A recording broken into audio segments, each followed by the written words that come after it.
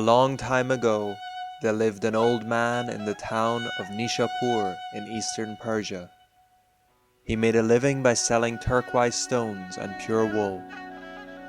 He was Haji Abdul Majid.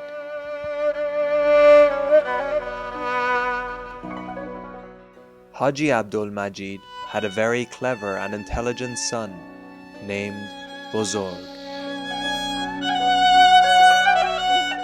The Haji was a devoted and learned Muslim. The people loved and respected him. His son, Buzurg, was also well known because he could recite the Holy Quran by heart and explain its teachings when he was 11 years old. When Buzurg heard that his father had become a Baha'i, he was very upset. He ran away from home because he thought his father was very wrong.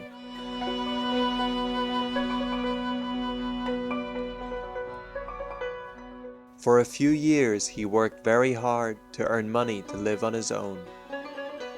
He did not want to receive help from his father.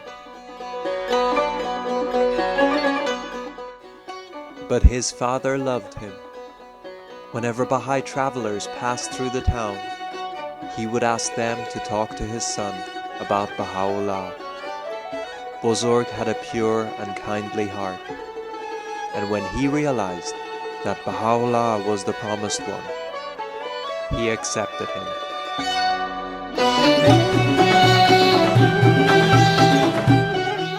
From the time he became a follower, Buzurg had a great longing to visit Baha'u'llah.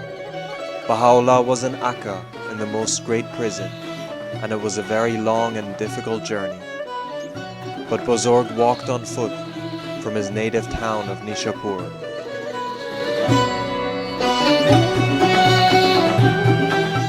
He crossed deserts, mountains and valleys. He passed through very hot as well as very cold places. He walked for months.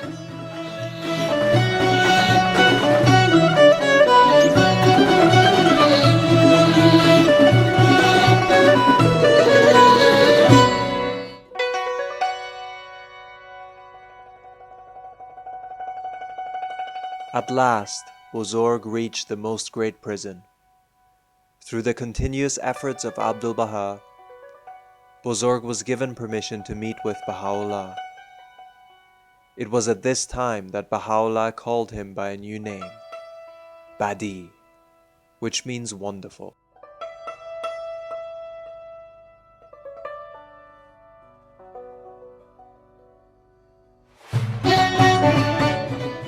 By this time, Baha'u'llah had written a long letter to the king of Persia.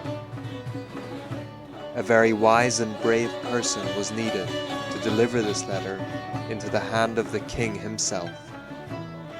The task was very difficult and dangerous, since at that time, the Baha'is were cruelly treated because of their new faith. Baha'u'llah gave this great task to Badi. Baha'u'llah told Badi that he should neither meet nor talk to anyone until his task was completed. So Badi took the letter and walked on foot the entire distance from Akka to Tehran.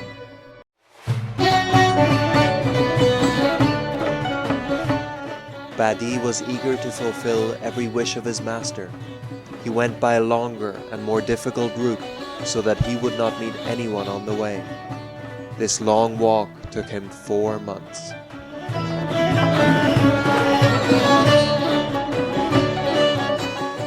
On arriving in Tehran, Badi learned that the king had gone hunting to the north of the city.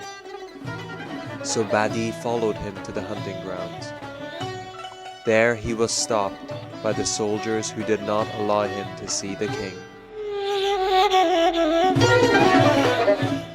But Badi could not be stopped. He went and sat on a rock on a hill facing the king's lodge. For 3 days he fasted and sat there without moving. Finally, the king's curiosity was aroused, and he ordered the soldiers to bring Badi to him. The soldiers brought Badi to the presence of the king. Badi took the letter of Baha'u'llah, kissed it, and after placing it on his forehead, he presented it to Nasruddin Shah, king of Persia. Badi spoke with such courage and dignity, and his face glowed with such spirit, that everyone was surprised and shaken. They could not understand how such an ordinary youth could present himself in so great a manner in front of the king. Little did they know that Baha'u'llah himself was helping him with his power.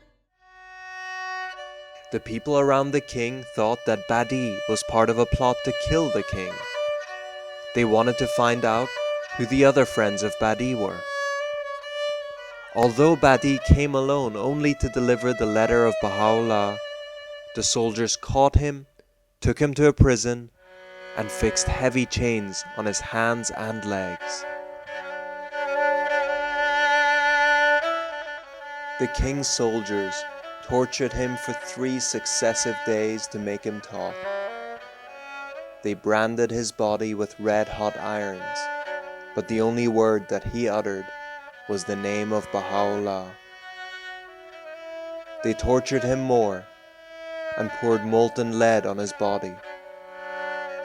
Finally, they struck him on the head many times until he died.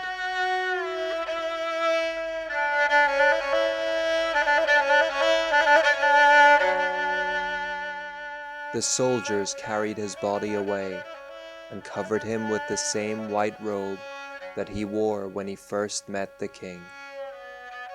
Then they threw his body into a pit and covered it with earth and stones in a place known as Galan Duwak.